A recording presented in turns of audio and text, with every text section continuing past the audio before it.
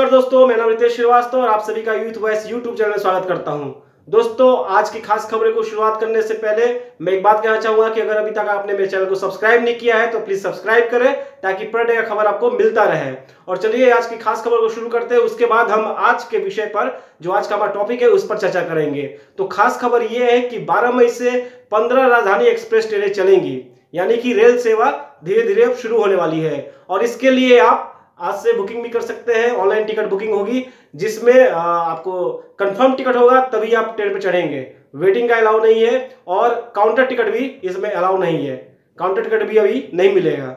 और जैसा कि आप सभी जानते हैं कि धीरे धीरे अब लॉकडाउन में थोड़ी थोड़ी छूट मिल रही है, जिससे जैसे कि कुछ दुकानें भी खुल रहे हैं। लेकिन आपको एक बात बता दूं कि लॉकडाउन में मिले हुए छूट का इसका मतलब ये अंदाजा ये मत लगाइएगा कि आप पूरी तरह लापरवाह हो जाइएगा, क्योंकि बक्सर में प्रशासन ने 2 लोगों को गिरफ्तार किया लॉकडाउन के उल्लंघन में। उन्होंने उल्लंघन क्या किया था? एक पान की दुकान थे, एक मिठाई की दुकान था, जिन्होंने दुकानों को खोला और बिना मास्क के दुकान चलाने लगे। इस पर प्रशासन ने उन्हें गिरफ्तार किया है। इसलिए आप लॉकडाउन के दौरान मिले हुए छूट पे कोई किसी प्रकार का उल्लंघन ज्यादा मत कीजिएगा।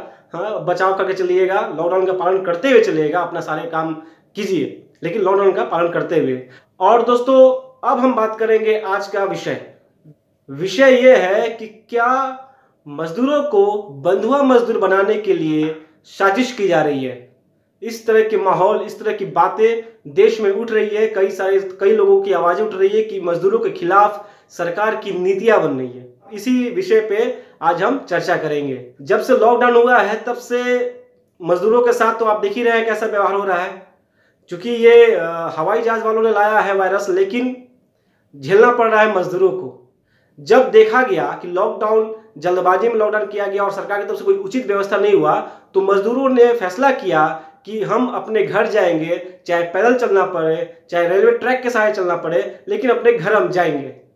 और मजदूरों ने जाना शुरू भी कर दिया। कई प्रकार की दुर्घटनाएं भी हुई। इसके बाद सरकार की कुछ आंखें खुली और उन्होंने कहा कि हम ट्रेनें खोलेंगे मजदूरों को घर पहुंचाने के लिए।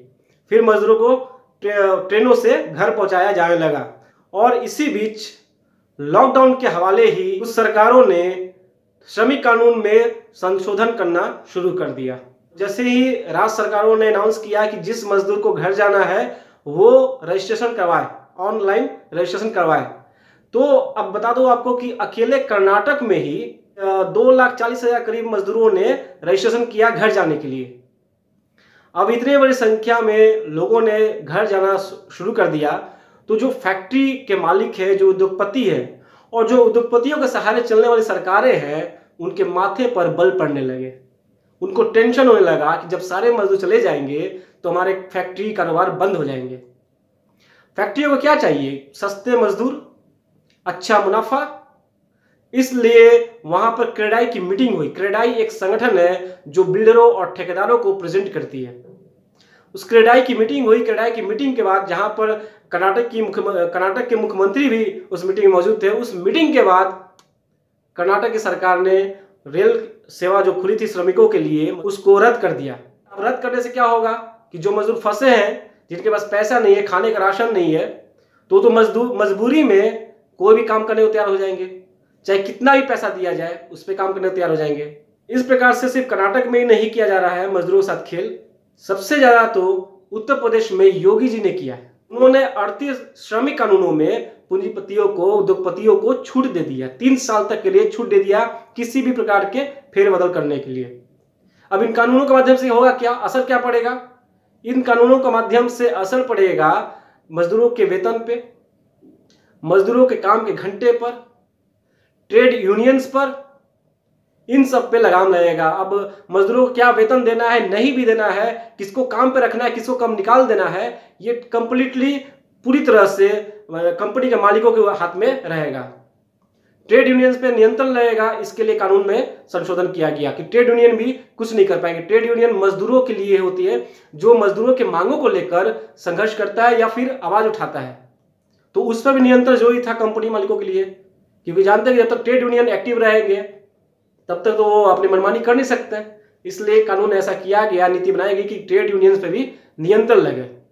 ऐसे कानूनों पे ट्रेड यूनियन जो एटक है, एटक के बिहार प्रदेश के अध्यक्ष अजय कुमार जी ने क्या क्या सुनिए। कोरोना संकट के बहाना बनाकर भारत सरकार और विभिन्न राज्य सरकारें मजदूर विरोधी कार्रवाई करने पर उतर गई है। विभिन्न राज्य सरकारें, खासकर उत्तर प्रदेश की सरकार, मध्य प्रदेश की सरकार और गुजरात की सरकार, जो भाजपा शासित सरकार है, वह कोरोना संकट में जो उद्योग बंद हुए और उसको फिर से चालू करने, उसमें गति लाने और उद्योग और का धंधे को बंद जारी करने के नाम पर उत्तर प्रदेश सरकार ने अगले 3 वर्षों तक सारे लेबर लॉ को स्थगित कर दिया गया है।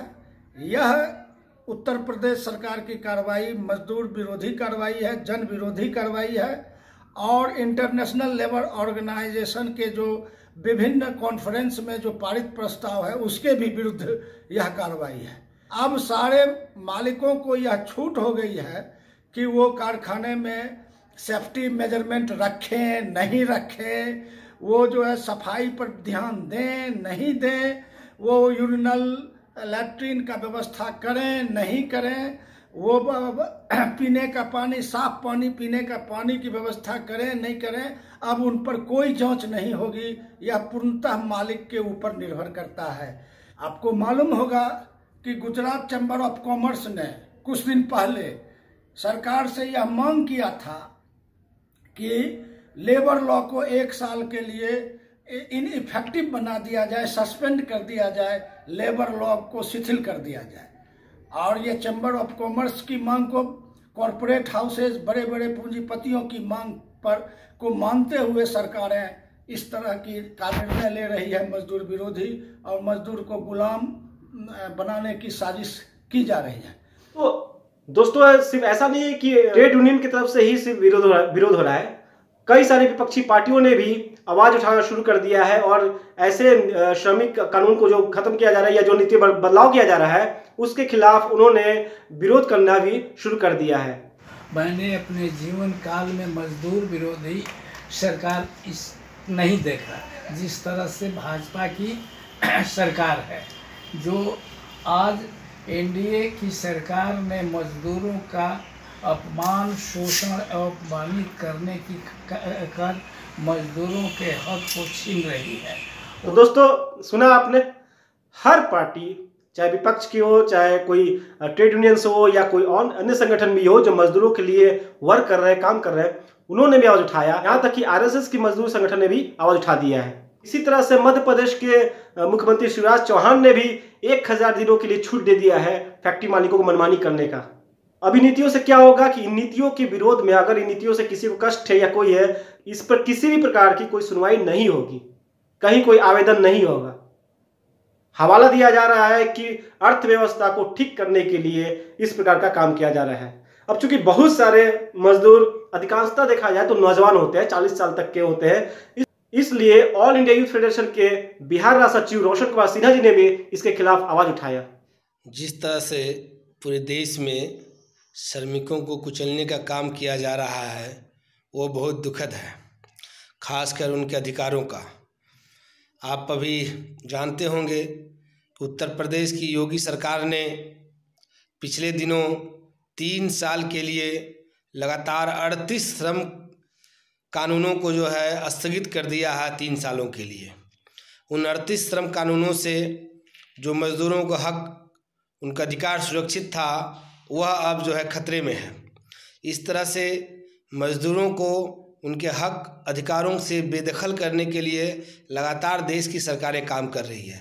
क्योंकि देश के अंदर सबसे ज़्यादा नौजवान ही जो है मजदूर है, 40 वर्ष से कम उम्र के लोग ही मजदूर के रूप में कार्य कर रहे हैं देश के विभिन्न फैक्ट्रियों में, कंपनियों में। निश्चित तौर पर उनके हक और अधिकार के लिए ये तमाम श्रम कानून को फिर से बहाल करना चाहिए और सरकार को देश से माफ़ी मांगना चाहिए। इस तरह का जो प्रयास किया जा रहा है वह निंदनीय है और all India youth federation, Bihar राज्य परिषद इसकी निंदा करती है। तो सरकार की तरफ से हवाला दिया जा रहा है कि ये जो नीतियां किए जा रहे हैं, श्रमिक कानून में बदलाव किया जा रहा है, इससे अर्थव्यवस्था को ठीक करने के लिए, जो लॉकडाउन के दौरान अर्थव्यवस्था खराब हुआ है, इसको ठीक करने के लिए किया जा रहा है। तो क्या अर्थव्यवस्था को ठीक करने की सारी जिम्मेदारी मजदूरों पर ही है? उन्हीं कंधे पे है। वो मजदूर जो मजदूर इतनी जलालत सह के, इतने पुलिस की डंडे खाकर, इतनी मार खाकर और बेइज्जती सहकर पैदल चलकर अपने घर जा रहे हैं, उन्हीं मजदूरों के सहारे आप अर्थव्यवस्था को मजबूत कीजिएगा और फिर उन्हीं मजदूरों पे सारे कानून भी थोप दीजिएगा? क्या ये उचित होगा? और इसलिए चारों तरफ से आवाज उठ रहा है कि जो नीतियां बन रही है सरकारों की तरफ से, वो नीतियां मजदूरों को बंधुआ मजदूर बनाने के लिए अग्रसर है। दोस्तों, मजदूरों का भी अपना परिवार है, वो भी चाहते हैं कि अच्छी सी जिंदगी जिए और बेहतर जिंदगी जिए, उनके पढ़ाई की, उनके स्वास्थ्य की, हर चीज की व्यवस्था उत्तम हो। लेकिन यहाँ पर जो नीतियां बनाई जा रही है, वो नीतियां सिर्फ उद्योगपतियों और पूंजीपतियों को ध्यान में रख के बनाया जा रहा है। मजदूरों के सहारे सरकार बनते हैं और मजदूरों को ही टारगेट किया जाता है कि उनके शोषण के आधार पर अर्थव्यवस्था को मजबूत करेंगे। अब आगे देखते हैं कि जो बिहार से काफी मजदूर बाहर गए हैं काम करने के लिए, सबसे ज्यादा देश में बिहार से मजदूर जाते हैं, मुझे लगता है बहुत ज्यादा जाते हैं। और अब ये देखना है कि बिहार सरकार उन मजदूरों के लिए क्या उपाय करता है, जो मजदूर इतनी मुश्किल से अपने घर आए हैं, वापस आए हैं। अब उनके लिए क्या उनको बिहार में ही कोई रोजगार दिया जा रहा है, या फिर उसी तरह से टाल दिया जा रहा है और उनको छोड़ दिया जा रहा है, या फिर सिर्फ राजनीतिक किया जाएगा, और या फिर आने वाले चुनाव के लिए उनका इस्तेमाल किया जाएगा। तो दोस्तों, आज के लिए इतना ही, और कल फिर मिलेंगे आपसे फिर किसी नए विषय पर और रोज की खबरों के साथ। तब तक के लिए घर में रहे, सुरक्षित रहे, सभी का सम्मान करें, सभी से प्यार करें। जय हिंद, नमस्कार।